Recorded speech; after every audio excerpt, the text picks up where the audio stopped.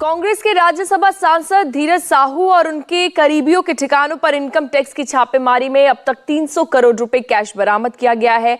छापेमारी में 9 अलमारियां नोटों से भरी हुई मिली। नोटों को गिनने के लिए मशीनें मंगवाई गई और वो भी नोट गिनते गिनते खराब हो गई।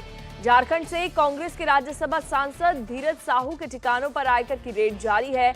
बौद्ध डिस्टिलरी प्राइवेट लिमिटेड से जुड़े जिन ठिकानों पर छापेमारी की जा रही है उनमें से 95% ठिकाने ओडिशा और झारखंड में है, जबकि एक कोलकाता में है। सबसे अधिक कैश बौद्ध डिस्टिलर्स से जब्त किया गया है और कहा जा रहा है कि इनकम अभी भी जब्त की गई धनराशि गिन रहा है।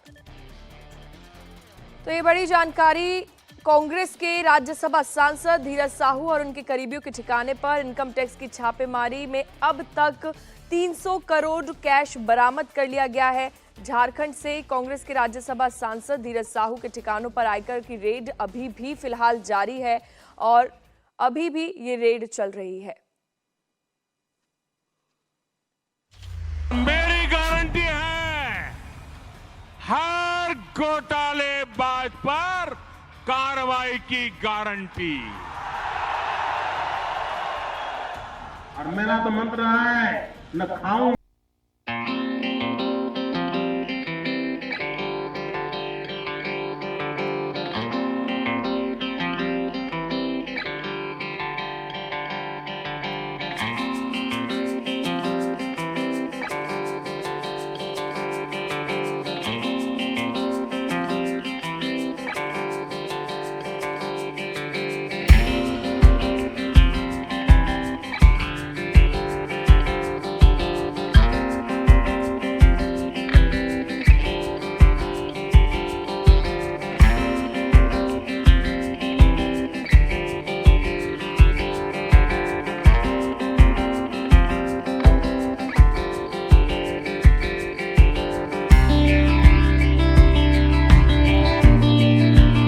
जहां 500 के नोटों से अलमारी नहीं बल्कि अलमारियां भरी हुई है।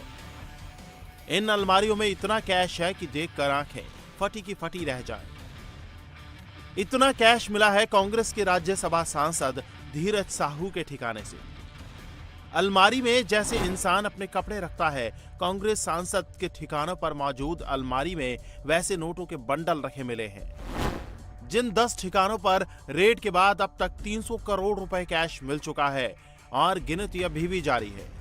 बुधवार सुबह इनकम टैक्स की 40 मेंबर की टीम ने कांग्रेस सांसद और शराब कारोबारी धीरज साहू के ओडिशा के बोध, बोलांगीर, रायगढ़ और संबलपुर, झारखंड के रांची और लोहरदगा और पश्चिम बंगाल के कोलकाता में एक साथ छापेमारी की।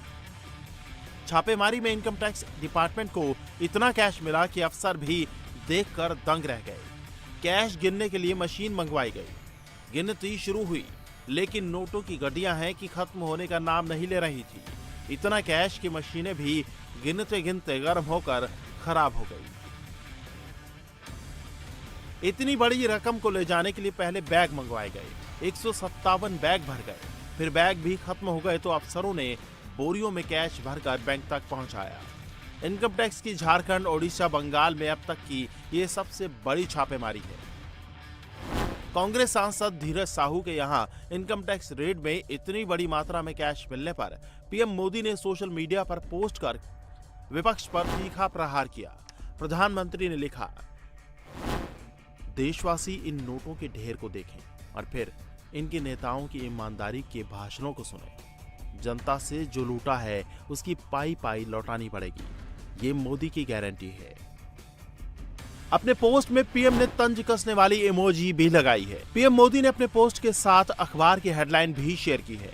पीएम मोदी के पोस्ट से साफ है कि उन्होंने जो कहा उस लाइन पर काम जारी है। काली कमाई, ये सोने की ईंटें आज मोदी बाहर निकाल रहा है। कभी सच्चाई वाले की अलमारियों से, कभी गणपति प्लाजा के लॉकरों से नोटें निकल रही है। नोटें। मुझे इन भ्रष्टाचारियों को ठीक करना चाहिए, नहीं करना चाहिए। जिन्होंने देश को लूटा है उन्होंने लौटाना पड़े कि नहीं लौटाना पड़े? मैं सही कर रहा हूं। जो चीज आपको पसंद है वो मैं कर रहा हूं। कांग्रेस वाले मेरे पर बौखलाए हुए हैं कि मोदी ये क्यों कर रहा है। कांग्रेस को मिर्ची इसीलिए भी लगी है क्योंकि पीएम मोदी ने कुछ दिन पहले ही चुनावों में कांग्रेस के कैश कलेक्शन को लेकर बड़ा आरोप लगाया था। तब विपक्ष इसे पॉलिटिकल स्टंट बता रहा था, लेकिन अब कांग्रेस सांसद के घर से काला खजाना मिलने के बाद कांग्रेस साइलेंट मोड में चली गई है। ये विपक्षी दल किस चीज की गारंटी है, जानना चाहिए ना भाई।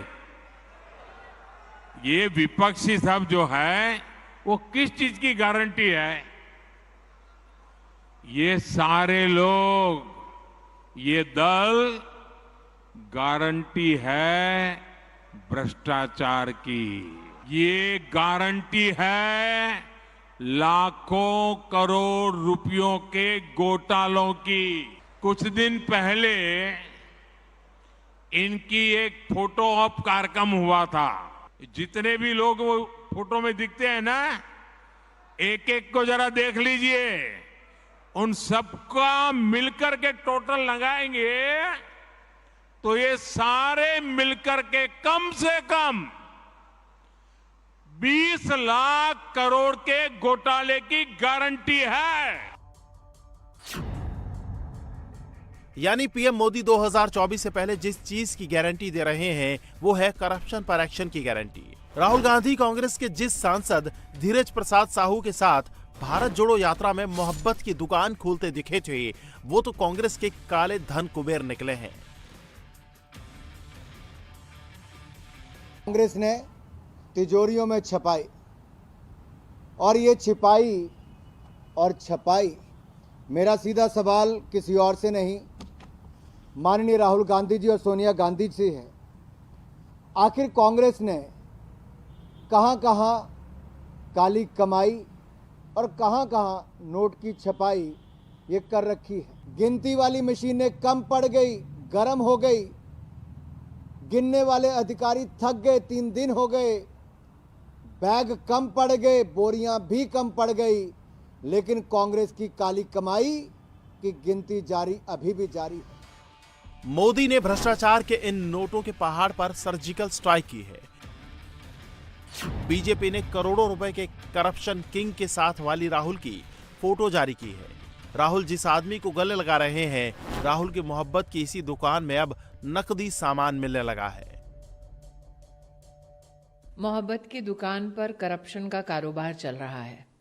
कांग्रेस के आला कमान को, गांधी खानदान को, देश को ये बतलाना होगा कि उनके एक सांसद के 10 ठिकानों से 200 करोड़ रुपए जो बरामद हुए और काउंटिंग अभी जारी है, ये कांग्रेस का नेता गांधी खानदान में किसका एटीएम था?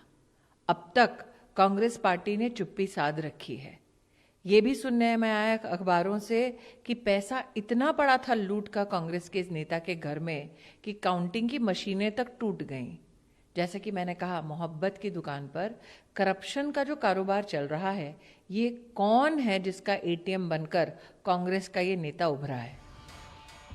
कांग्रेस सांसद धीरज साहू के ठिकानों से मिले कैश पर बीजेपी के इस ताबड़तोड़ हमले पर कांग्रेस के बड़े नेता तो खामोश हैं। हाँ, कुछ बोल भी रहे हैं तो वो मुद्दे की बात करने के बजाय पीएम पर ही निशाना साध रहे हैं।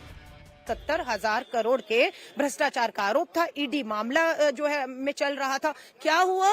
आपने क्या किया? उन्हें अजीत पवार के ईडी में चल रहे सभी मामलों को खत्म करके उन्हें भाजपा में शामिल ही नहीं किया। उन्हें महाराष्ट्र का उप मुख्यमंत्री बना दिया और ईडी ने सारे मामले खत्म कर दिए। तो प्रधानमंत्री जी, आप कितने भ्रष्टाचारियों के साथ खड़े हैं ये देश जानता है। आप ट्वीट मत खेलिए, बेहतर होगा जमीन पर आकर अब 24 में जनता का सामना करिएगा। इनकम टैक्स की इस कार्रवाई के बाद बीजेपी को कांग्रेस के खिलाफ एक बार फिर भ्रष्टाचार के बहाने निशाना साधने का नया हथियार मिल गया है। यानी जो तस्वीर 2014 में थी वो अभी भी साफ साफ दिख रही है। क्या 2024 से पहले पीएम मोदी भ्रष्टाचार पर स्ट्राइक करके न खाऊंगा और न खाने दूंगा की गारंटी पर 100% मोहर लगाने वाले हैं?